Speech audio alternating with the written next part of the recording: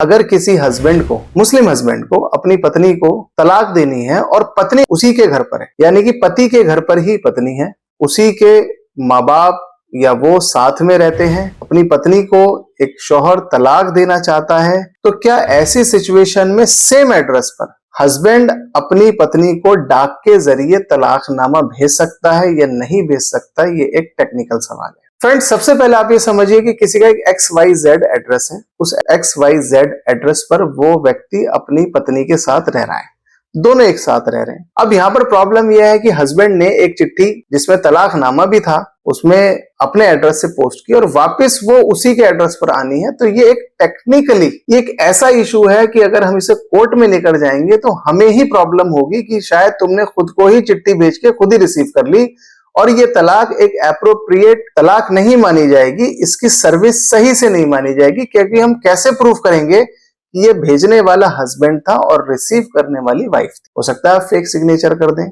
Receiving आप अपनी पत्नी के बिहाफ पर ले लें, क्योंकि डाकिए को तो नहीं पता कि ये चिट्ठी इस घर के किस व्यक्ति को देनी है। नॉर्मली घर के किसी भी परिवार को चिट्ठी देके डाकिया चला जाता है। ऐसी सिचुएशन से बचने के लिए मैं अपने व्यूअर्स को या वो व्यक्ति जो अपनी पत्नी को तलाक देना चाहता है, मैं उसको ये एडवाइस देता हूं कि अगर आप अपनी पत्नी को तलाक देना चाहते हैं तो या तो आप अपना एड्रेस चेंज करिए, पति उस एड्रेस से हटे, किसी दूसरे एड्रेस पर रहे और वहां से अपनी पत्नी के एड्रेस पर तलाक का नोटिस भेजे, या पत्नी को उसके मायके भेजा जाए और फिर पति अपने घर से अपनी पत्नी के मायके में डाक के जरिए नोटिस भेज सकता है। पहली कंडीशन।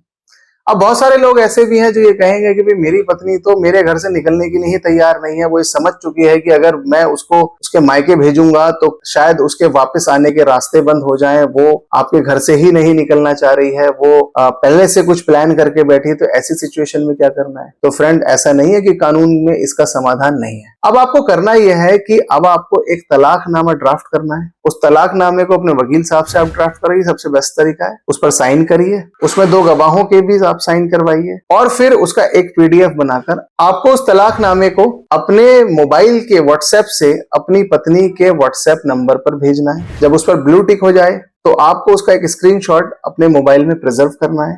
दूसरा, आपको अपनी ईमेल आईडी के थ्रू उसका एक PDF अपनी पत्नी के ईमेल आईडी पर भेजना है। जब आपकी पत्नी के ईमेल पर यह तलाकनामा रिसीव हो जाए तो उसका भी एक स्क्रीनशॉट या प्रिंट आउट आपको अपने पास सेव करके रखना है और इसकी एक कॉपी, जो आपने तलाकनामा बनाया था, इसकी एक कॉपी डाक के जरिए बाई पोस्ट आपको अपने पत्नी के मायके में भेज देनी है, ताकि उसके घर वालों को भी सूचना मिल जाए कि आपने अपने पत्नी को तलाक दे दी है। फ्रेंड, जो तलाक आप दे चुके हैं, अब इसकी कानूनी वैधता क्या है? देखिए, इंडियन एविडेंस एक्ट की धारा 65B ये कहती है कि कोई भी इलेक्ट्रॉनिक रिकॉर्ड कोर्ट के अंदर मान्य होता है। आजकल कोर्ट्स में भी अगर हमें किसी मुल्जिम को बुलाना है, किसी को नोटिस या समन्स देने हैं, तो कोर्ट भी ई मोड के जरिए सर्विस करवाती है। ई मोड का मतलब इलेक्ट्रॉनिक मोड, यानी कि अगर कोर्ट को किसी व्यक्ति को नोटिस भेजना है, समन्स भेजने हैं, उसको सूचित करना है कोर्ट अपीयरेंस के बारे में, तो कोर्ट इलेक्ट्रॉनिक मोड के जरिए उसको भेज सकती है। उसे ईमेल,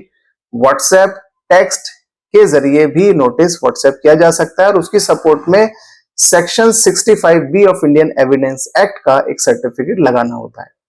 तो फ्रेंड, जैसे ही आप अपनी पत्नी को व्हाट्सएप या ईमेल या किसी और इलेक्ट्रॉनिक मोड के जरिए तलाकनामा भेजते हैं और कल को आपको उसकी वैलिडिटी प्रूव करनी पड़ती है कोर्ट के अंदर, तो आप सेक्शन 65B का एक सर्टिफिकेट उसके साथ लगा के कोर्ट में प्रोड्यूस कर सकते हैं, ताकि आप उस तलाक को एक वैलिड तलाक बना सकें।